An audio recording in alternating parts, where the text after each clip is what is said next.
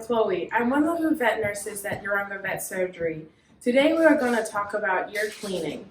Ear problems is one of the most common reasons that the owners bring dogs to the vets. In this video, we will show you how to properly and appropriately clean your dog's ears. We will need cotton balls, a vet-approved ear cleaner. We'll be using Epiotic today, some treats, and some gloves. Okay, we've got Hero here and we're going to demonstrate how to do an ear clean. What is a good idea to do at home with your dogs is put a lead on them. What I do is put the lead on and I stand on the lead and then they can't run away. We usually use Epiotic ear cleaner, gives a good ear clean.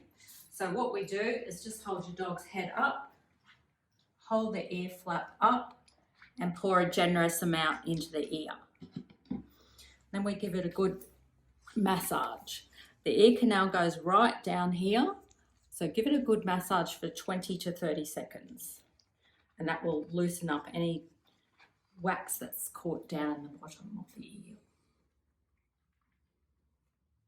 Okay, so he's had a good massage now, so I just let them, usually once you stop that, they will shake their head.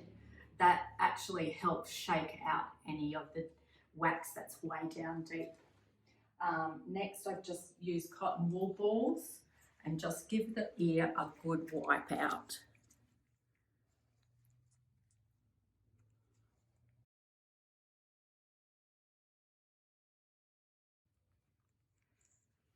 So we just keep wiping until we get the ear cleaner out and we don't get any more wax and dirt on our ear, on our cotton balls. I'll give it one more go. Sometimes when they're really dirty, you need to do them twice. If you're doing them just once a week as maintenance, you only need to do it once. But Hero hasn't had his ears cleaned for a while, so he'll need a couple of times. Okay, have a shake. Good boy.